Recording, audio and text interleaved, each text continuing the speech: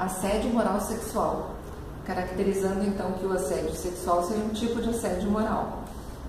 Inicialmente, quando se começou a tratar essa questão do assédio sexual, eram dois eventos separados, né? Porque o assédio sexual, claro, ele tem uma característica específica, que é ter alguma investida de caráter sexual, né? Digamos assim, essa investida, quando recusada, né, por uma das partes, geralmente o funcionário, a parte menos favorecida, então haveria uma pressão, uma chantagem da parte normalmente superior hierárquica, que teria poder para, por exemplo, demitir a pessoa ou transferir para um setor ruim e tal. Mas sempre no assédio sexual envolve, né, a questão da investida sexual, a questão de essa investida ser indesejada por uma das partes, né, e da outra parte exercer o seu poder, o poder ligado ao cargo, geralmente, ou ligado à empresa, para garantir aquilo que ele quer, contra a vontade do outro. No caso do assédio moral, não envolve necessariamente essa questão sexual, né? Tem outros tipos de violência que podem passar pela humilhação, podem passar pelo isolamento, pela questão da calúnia, da injúria, da difamação, do preconceito, da discriminação. Então, existem várias formas de violência que caracterizam o assédio moral e que acontecem de forma ou institucionalizada, que é o que a gente está chamando de assédio moral organizacional, institucionalizada no sentido que a organização utiliza desse tipo de expediente para pressionar as pessoas a atingirem metas ou a trabalharem mais, né? Então, é algo que a instituição não só permite, como ela se utiliza quase como um modelo de gestão. Mas também tem o assédio moral, que a gente pode pensar, que é um indivíduo que também se sente bem em exercer esse poder sobre o outro. Com isso, ele sente que ele valoriza o seu trabalho, dentro de um processo de competição dentro do trabalho. Bom, eu desvalorizo o outro e assim eu apareço mais. Mas sempre vai envolver algum tipo de violência, mais ou menos sistemática, mais ou menos constante, mas geralmente se entende que é algo assim, que não é uma vez só que acontece. Para a gente caracterizar como assédio moral ou assédio sexual, a princípio são eventos repetidos, né? Claro, se a gente pegar um evento isolado de uma agressão muito pontual, ela pode ser caracterizada como um crime, né, que a gente vai encontrar uma tipificação no Código Penal, lesão corporal, estupro, bom, né? Dentro da organização a gente costuma ver então que são eventos mais repetidos. Participei de um seminário no SPM em que estávamos eu e um advogado trabalhista, e o advogado trabalhista contou nesse seminário, como ele contou público, né, eu posso repetir, eu não assisti a cena, mas enfim, foi relatado para o advogado trabalhista, de que uma pessoa numa empresa de vendas que não conseguiu atingir as metas, ela foi obrigada a se vestir de mulher, um homem, né, e passar por um corredor polonês, né, e nesse corredor polonês as pessoas agrediam ela ou com tapas ou com pênis de borracha. Realmente isso é uma coisa absolutamente inusitada, né? Em termos de assédio sexual, a situação mais fúrdia, mais inusitada que eu tive contato foi também através de um processo trabalhista. Era uma auxiliar de limpeza numa pet shop, e um dia essa auxiliar de limpeza chega e encontra um médico veterinário nu, deitado sobre a mesa de exame dos animais, aquelas mesas de metal, sabe? Onde examinam os pets. Enfim, parece que são casos absurdos, mas de fato estão relatados em processos judiciais. Aparentemente é mais fácil, digamos, estabelecer um programa de prevenção, um programa de encaminhamento, porque os diretores, os gestores, eles têm poder para estabelecer, olha, nós vamos definir tal política a partir de amanhã, nós vamos investir tanto em verba para campanhas, treinamento de líderes, nós vamos de fato montar uma comissão que vai participar que vai investigar os casos e pronto, está estabelecido, né? E na gestão pública, muitas vezes, bom, de qual setor nós vamos tirar verba para fazer divulgação? para fazer o treinamento. Essa comissão, quem vai participar, eles vão receber algum tipo de benefício, eles vão ter desvio de função. Então tem uma série de coisas que aparentemente entravam mais.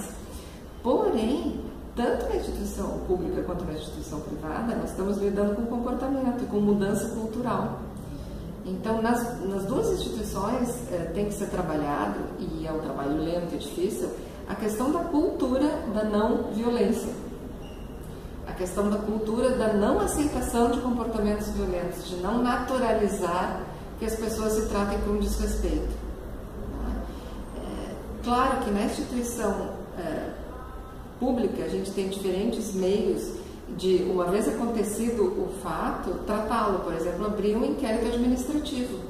Isso existe para os servidores públicos. Ou ver se a instituição tem um tipo de advertência verbal, advertência escrita. Na iniciativa privada eu posso simplesmente demitir a pessoa ou não demitir.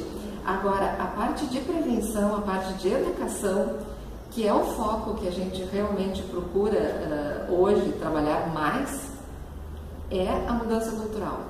E isso é lento em qualquer uma das duas instituições. As pessoas têm que entender que esse exercício de poder através da violência, ele é ilegítimo no ambiente de trabalho. E a instituição tem que aos poucos ir mostrando que isso não é tolerado, que não faz parte da ética da instituição, que eventualmente vai existir um código de ética ou do servidor público ou código de ética da empresa privada, e que o ambiente de trabalho não pode ser naturalizado como algo violento. Não é para isso que as pessoas vão trabalhar, para serem agredidas. Aparentemente, eu vou trabalhar num lugar, o mínimo que eu espero é me sentir seguro dentro daquele lugar. A capacidade do indivíduo de produzir resultados, de se adaptar socialmente, coloca em dúvida a valorização, a capacidade do trabalhador. O que acontece? Ele também começa a se questionar o quanto ele está sendo forte o suficiente para lidar com a situação, o quanto ele é realmente capaz de alguma coisa. E começa a se questionar, como em todo tipo de violência, muitas vezes a vítima se questiona, enfim, né, como é que ela se colocou nessa situação, o que ela fez para que isso tivesse acontecido, será que ela errou em alguma coisa? E como uma das características do assédio moral é desmoralizar, né, quebrar a autoconfiança da vítima, deixar ela isolada, ela às vezes começa a duvidar de si mesma, então, e sofre então calada a agressão.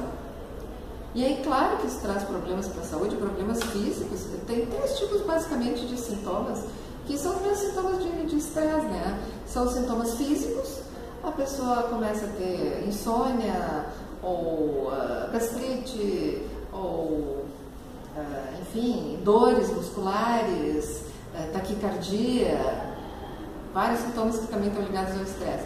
Pode surgir sintomas comportamentais, que é abuso de bebidas alcoólicas, né, envolvimento em comportamentos de risco, e os sintomas psicológicos, né? A gente vê angústia, depressão, ansiedade, fobias, aí começa a se desenvolver uma série de sintomas. E aí, claro, quanto mais a situação se agrava e a pessoa se vê impotente para resolver o problema, se vê enredada naquela situação, sem saída, mais sintomas vão se agravando. E aí, claro, a pessoa pode chegar a um nível de adoecimento que ela tem que se afastar da organização.